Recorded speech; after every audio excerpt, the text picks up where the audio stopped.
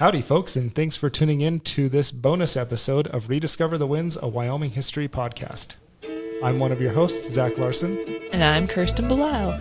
And we just released another bonus episode last week, so we enjoyed sharing that material so much with you that we decided to share the rest of Johanna Thompson's interview with us and on her experiences with wildfires as a civilian who has had to deal with evacuation and preparing and kind of just living with the fact that wildfires are a part of life in Western Wyoming. So without any further ado, here is the interview that we did with Johanna Thompson.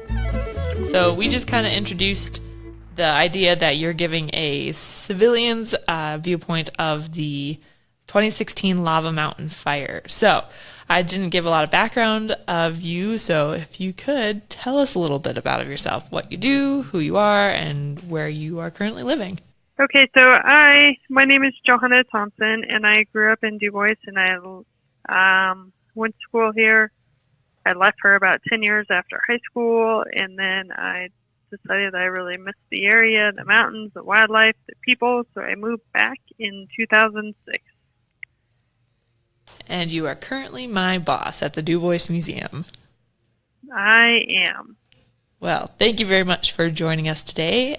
So you have lived and grown up, and you've traveled all over the American West. So, and you don't have to give us a strict number, but how many wildfires do you think you have experienced or witnessed while living in Wyoming or the West? I'm not sure. It's hard to say because it seems like nowadays you pretty much expect a fire to be in the area about every year or two. So I would say probably at least 10 in the Dubois area. Wow. So you must have grown up with Smokey Bear campaign. You would have seen posters, I'm assuming, and advertisements and things like that. How do you think that affected your mindset when it came to recreation and wildfires? It definitely makes you think about making sure the campfires are out, thinking about things that could spark a fire and to avoid it, just because the wildfires do get so intense that they wipe out an area. So do you remember much from the 1988 Yellowstone fires? I remember some. I was about 8 years old when they happened. The biggest things that I remember is how dark the days were because of the smoke cloud or the column of smoke blocking out the sun. And then also the smell. I remember how bad it smelled all the time with the forest fire. And then also we had ash and pine needles falling down at home. Some of them I think were still kind of hot when they came down, which I remember thinking, how can that be? It was almost 100 miles away. Dang. So how would you describe the smell that you remember? Just smells like a great big huge campfire. That makes sense. Yeah. Yeah. So that was the 1988 Yellowstone fire. Our records, based on the Forest Service stuff, based on some stuff we have in the museum archives, says that there have been some seriously major fires around Dubois in the national forests and things like that, but not a lot of them have really threatened Dubois as a community. But the 2006 Purdy fire, we hear that kind of changed the game for a lot of people. So can you tell us about your experience or the community's experience during the 2006 Purdy fire? Yeah, so I have a very special bond with the Purdy fire. When it started, we actually saw it burning for about a month before it became an issue, and it just kept growing a little bit every day and moving a little closer towards our home. My wedding was actually on a Saturday, August 19th, and the Monday before our wedding, the Forest Service came to visit us first thing in the morning and told us they brought a bunch of maps too and laid them out on a table, showed us what it burned and where it was going, and I think it burned about 3.5 miles that night. And we were within 3 miles of the fire at that point, and they told us to start packing our things and thinking about leaving because we would have to leave in a moment's notice because it was burning straight for us. My mom freaked out. She's like, no way, we have a wedding here this weekend. We can't leave. We have a wedding. You tell that fire And to they're like, cancel well, its plans. Yeah, exactly. They're like, well, sorry, the fire's coming, so you better think of a backup plan, for the wedding. So that's what we had, a backup plan in town. And so at that point, we kind of divided forces, and my mom took over planning for the wedding and dealing with food. She's like, either way, we have people coming, so we got to have food for these people to eat. We have to do a wedding no matter what. I was heading up the evacuation group that was like, I don't care where the wedding is. It can be anywhere. I'm saving my stuff. So anyways, we kind of divided forces. And the Friday evening before the wedding, the Forest Service came and told us that they think that, everything's going to be fine. Go ahead with the wedding. So we did. That morning, the Forest Service crews were at the place setting up structure protection around all of the houses. And then, so I actually have a picture with my hair all nicely done and ready to go to the wedding with the firefighters. And then we proceeded with the wedding. Everything was beautiful. And then about 3:00 in the afternoon, the fire kicked up and we started getting hot embers falling down. And we had a big old canopy tent set up. And so needless to say, we tore that down in a hurry so that it didn't burn. And the party kind of ended quickly, but that's okay. So that gave us time to clean up. And then we actually had Tim Hayes cooked a pig for us. He smoked a pig in a smoker up at the house. And so we cleaned that up. And that night a grizzly bear came through and tried to get the pig. And he never got in the smoker, but it's all scratched and still has the scratches today. So we laugh about how the grizzly bear wanted the pig. And then so after everything was said and done and people left, we had a whole bunch of pig left over and cake left over because the party just kind of fizzled. So we fed the firefighters lunch for about a week. Well, that is a good and pig, we started moving on to hot dogs and hamburgers and whatever else. And so it was kind of funny because our place ended up being the meeting point for the fire crews during the day. But it was so nice. And the fire did actually end up getting, I think, within about a mile of the ranch by the time that it stopped and snow just put it out. Well, that was very convenient. And I'm sure lots of firefighters were happy to get a good meal. Your mom is an excellent cook. Yes, they were. So you mentioned that the firefighters were doing things to protect the structures of your ranch. Do you remember many details about what they were doing and how they went about that? They set up, so we have a little pond that's beside our house, and so they set up a pump in there and sprinkler systems to sprinkler around the buildings, the main buildings. The house that I lived in was too close to the trees for that to be effective, so they were planning on spraying it with foam. And then there's also a barn that we have that they were going to spray with foam too when it got close, and then they were going to leave. The firefighters would leave at that point, because they can't stay there either. But luckily it never came to that at that point. Well, that is very lucky. So how do fires or the threat of potential fires affect your life on the ranch? I know you said that you had been watching the Purdy fire for about a month before it really became your direct problem, but how do the threat of potential fires affect your life on your ranch? Well, I think at this point, after the Purdy fire came and went, I think it was a big eye-opener for us as well as the whole community of we are not prepared for a wildfire. It's going to happen. It's only a matter of time before it's going to happen, given the health of our forest. And so we decided at that point we got to get something done and take control of our unhealthy forest. So have you been involved with fuel reduction projects then? Yes, we have. So we basically what we did was at that point we joke around about how we moved into the wood age at the Timberline Ranch. We no longer, it wasn't the Stone Age, it was the wood age.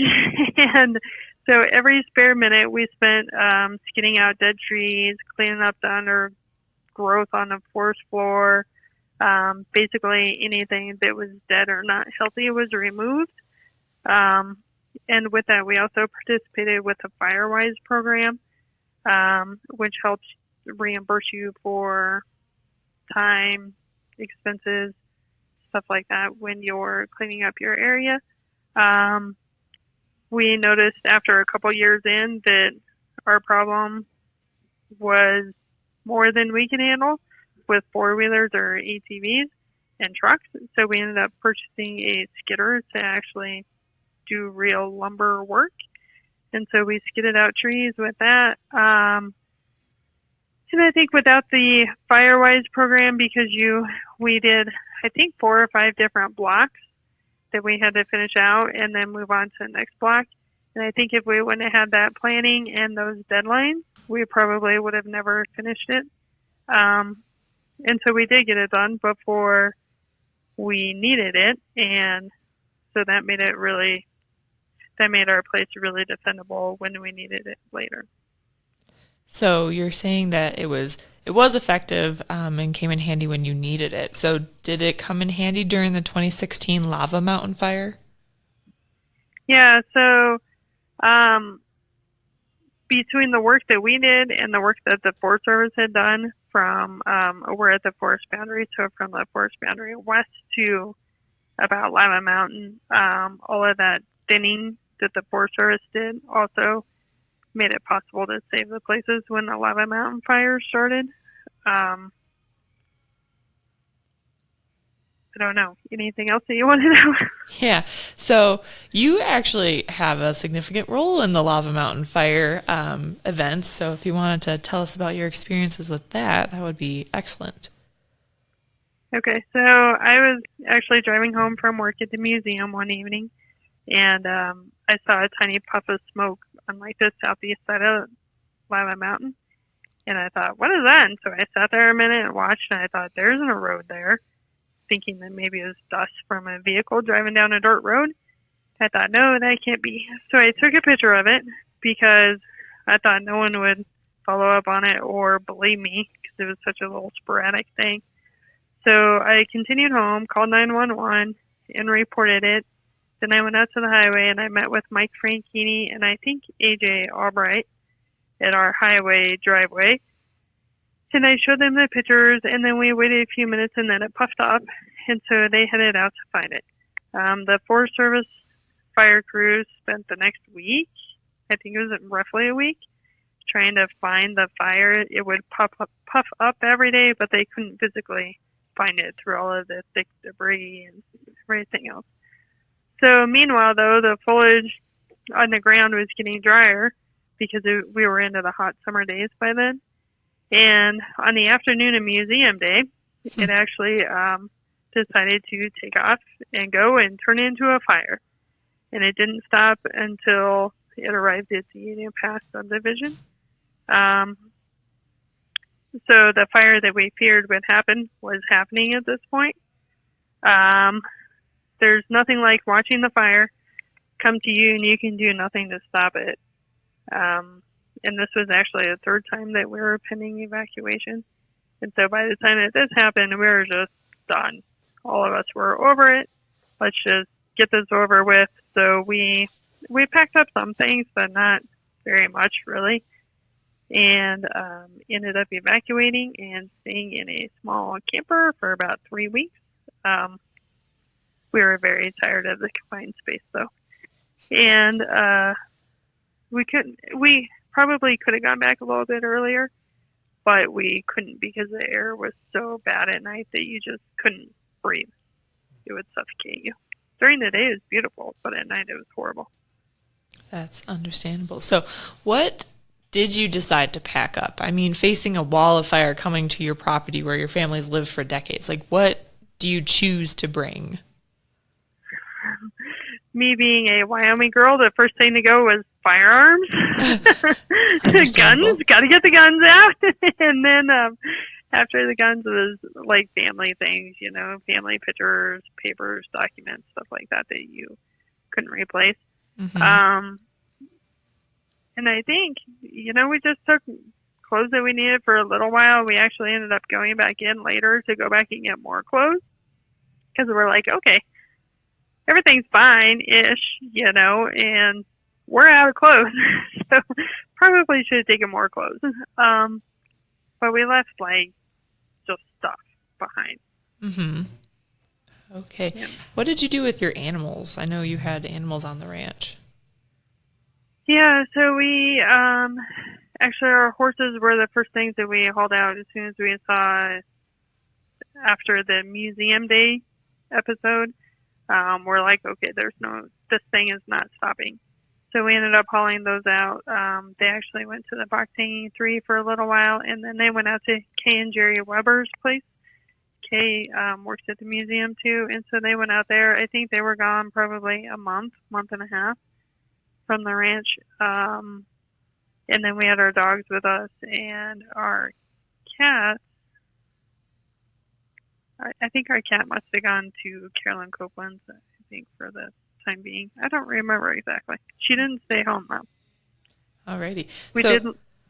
I was just going to say that clearly there was a lot of community involvement and community support. And this is just your family story. I'm sure there were other family stories to be known and shared eventually, but just all the different people that you're naming that gave your animal shelter, that I know probably helped. Elsie, your daughter, was probably really young at that time, so that was probably a little added chaos to the already chaotic environment. Yeah, she had not left us in during the first week. I think she ended up down in Riverton with one of my friends who had never even seen her before. Took her in for the week. So, how did the lava mountain fire affect travel? So I've thought about that a lot, and I think I don't think it matters, like, if it's just a lava mountain fire or any fire. Once it gets to that stage, there's like a type 1 crew that's in here dealing with it. There's increased traffic, but you don't really notice it except for morning and evening when the crews are going out and coming back in. I think because everybody's just working. You know, they're all gone, they're all out, they're all working. Probably the biggest thing that I notice is the cell service. Mm-hmm. I think we all know that cell service is pretty crappy in Dubois anyway. And when you add 1,000 people into town working on a fire, we're all trying to use those same cell towers. And it's really hard to get a text out, let alone a cell phone call, and heaven forbid there was no time for Facebook because you couldn't get on the internet to even look at anything. Oh boy. Yeah. That would definitely create an interesting effect on people's lives. Did tourism stay the same, or did tourism drop off in Dubois? I think initially it was the same. Once the fire headed towards Union Pass, I think at that point it hit national news, and so I think some people did actually change their vacation plans because they had heard about this fire that was threatening however many homes. I think there was like 300 homes or something threatened. And so I think some people did actually change their vacation plans because of it. Okay. So where did the firefighters station themselves? Where was their base? I know you said your ranch was kind of where they met up in the day, but they had to go back somewhere. Yeah, so they had daily debriefing meetings in the mornings that happened out at our ranch. But they, for the most part, they had a small crew that stayed up at Teton Valley Ranch Camp, and they just stayed up there to try and protect that ranch, just because there's a long drive in and out. So it's easier for them to just set up camp there and stay there. But the bulk of the people stayed kind of out by where Pete's Pond is now. So just east of town. And they just set up little tents. I think each firefighter has their own tent. And then they have some trucks that travel along with them with like showers and serve them meals and food and that kind of thing. So they just kind of set up their own little village in a spot. Okay. And the Lava Mountain Fire was kind of a spectacle, because I know I've definitely seen T-shirts with the 2016 Lava Mountain Fire logos and stuff like that. Yeah, so they do. So once these fires get big, there's literally trailers that sell T-shirts that have like the date on it, the name of the fire, and then a little design on the front and the back. We had 2 of those here in town that were in different places, and it kind of reminded me of on Ice Age. There was the little the vultures that were like the doom and the gloom, pack your stuff. It totally reminded me of them. Going around to all of these, forest fires are traumatic, but I guess everybody wants their souvenir T-shirts. I guess. You got to merch that. Got to make that cash money. How did your experience with the Lava Mountain fire differ from the other wildfires in the area? Was there a difference? Was it just part of life, or? No, for us and the people, I imagine everybody feels like this, that was evacuated and was part of this fire. It was different from the others that we've had because it literally burned right up to some houses. And for us, it burned our back fence. There was actually slurry dropped out of airplane. I think they did 3 drops at our house to try to save it. There was helicopters that were dumping water all day trying to save our place too. And so I guess the difference was that this one was the one that would have burned us up. Whereas the other ones had been close, and they kind of came that way, but they got stopped a little ways away. And there's been other fires like at Horse Creek that have been close to T-Cross and some other places, and so just depending on where the fire is, I guess, is how it's going to affect you. But certainly the closer it is, the more scary it is. Yeah, and I can only imagine. I've just seen the smoke columns from afar over the mountains, so I can't imagine what that really is like, living through evacuating your home and not knowing what you were coming back from. But, well, thank you very much, Johanna. We really appreciate you agreeing to come on our podcast and doing an interview with us, and thank you very much for sharing your stories. Sounds good. Thank you. Mm-hmm. Yep. So we'll talk to you later and maybe have you on a future episode. So thanks, guys, for listening to that interview. We really enjoyed doing it with Johanna, and we look forward to having future guests on our episodes. And if we end up talking more than we really should, we'll share the future material with you guys just like we did here. So with that, we thank you for tuning in, and we look forward to continuing to rediscover the winds with you next time.